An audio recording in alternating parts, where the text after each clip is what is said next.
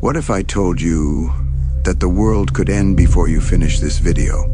What if I told you that the moment a nuclear missile is launched, no president, no general, no power on Earth can stop what comes next?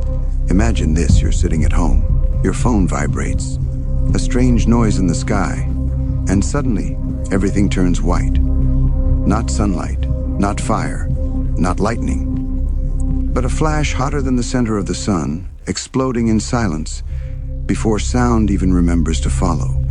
People disappear, buildings melt, the ground turns to glass. The future, as we know it, ends. But here's the darkest truth. This is not imagination. This is not a movie. This is exactly what the world's top scientists, defense experts, and declassified military files say would happen in a real nuclear strike. Today, we're going to walk through it, not to scare you, but to show you the truth the world has tried to forget. Take a deep breath. This is what World War III actually looks like. The moment the world changes forever. Picture Washington, D.C. A calm morning. People driving, children going to school, the world feeling normal. Then, a bright white flash erupts over the Pentagon. A nuclear bomb, but not like Hiroshima. Not 15 kilotons, not 70 kilotons. This one is 1 megaton, equal to 1 million tons of TNT. The temperature at the heart of the nuclear explosion rises to nearly 180 million degrees, hotter than the sun, hotter than anything the human mind can imagine. In less than a single second, skin burns instantly, bones turn to dust, steel beams melt like wax, and concrete simply vaporizes into nothing. Even the shadows of people and objects are burned permanently into the ground, frozen in time as the only proof they ever existed. This is not a fire. This is not an explosion. This is erasure. Complete, unstoppable erasure.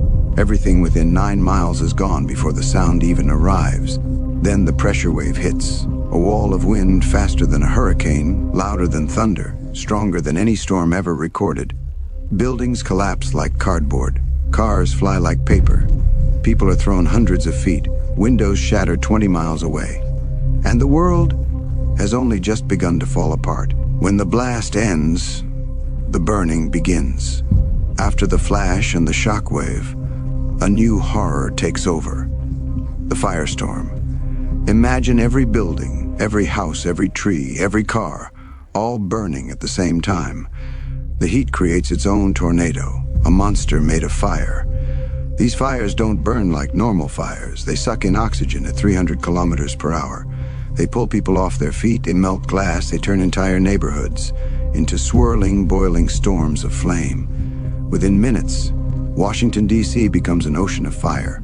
And this is just one bomb. In a real World War III scenario, more than 1,000 nuclear warheads would rain down on America, Europe, and Russia within the very first hour, turning entire regions into a nightmare of destruction. Each warhead leaves behind a giant crater, a roaring firestorm, a deadly radiation zone, and a crushing wave of destruction that wipes out everything in its path. World map transforms into a pattern of burning circles, cities on fire, glowing like wounds across the planet. And for the people who somehow survive the blasts, a new horror begins. Radiation. Hair falls out, skin peels, organs fail. Bleeding starts without warning. Survivors describe the pain as something beyond imagination, a level of suffering no human should ever feel. Yet even with all this horror on the ground, the true destruction isn't happening below. It's rising into the sky. And then, nuclear winter begins. When entire cities burn at the same time, they don't create normal smoke. They create black carbon, a fine, deadly soot that rises straight into the upper atmosphere and refuses to fall back down. Every firestorm from every bomb sends more of this black smoke upward. And because the explosions are unbelievably hot, the smoke doesn't drift like normal clouds. It climbs higher, higher, up into the stratosphere, above the clouds, above the rain, above anything that could ever wash it away. And once it reaches that height, it stays there for years. Within just a few days, the sun begins to dim. Within weeks, temperatures fall sharply. Within months, the world's farms fail. Crops die, harvests disappear, food chains collapse. Imagine a planet with no sunlight, no crops, no harvests, no food, entire nations starving. Scientists call this nightmare nuclear winter, and according to multiple studies, including the work of climate expert Dr. Brian Toon, up to 5 billion people would die, not from the explosions, but from hunger. The bombs destroy cities. Winter destroys the world. The smoke destroys the world. This is the day after everything ends. Imagine surviving the explosions. Imagine surviving the radiation. Imagine somehow escaping the firestorms. Now imagine opening your eyes to a world with no clean water, no hospitals, no electricity, no communication, no government, no police, no food supply, no sunlight, and no hope. This is what experts say life would look like after a global nuclear exchange.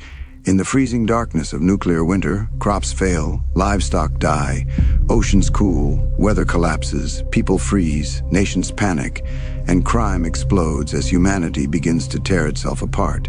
Gangs rise from the ruins. People fight over tiny scraps of food. Weapons become the new form of currency, and survival becomes the only rule left. Everything that once made life feel normal, all the systems we trusted, all the technologies we relied on, vanish within days. Humanity is thrown backward into a world of chaos, violence, hunger, and endless night. As Nikita Khrushchev once warned, the survivors will envy the dead. And scientists agree. He wasn't exaggerating.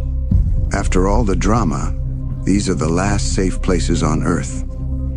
According to climate models, something unexpected happens after a global nuclear war. A few places, very few, might survive the darkness of nuclear winter. Scientists point to New Zealand, Australia, and a handful of small islands far away from the conflict zones. Why these places?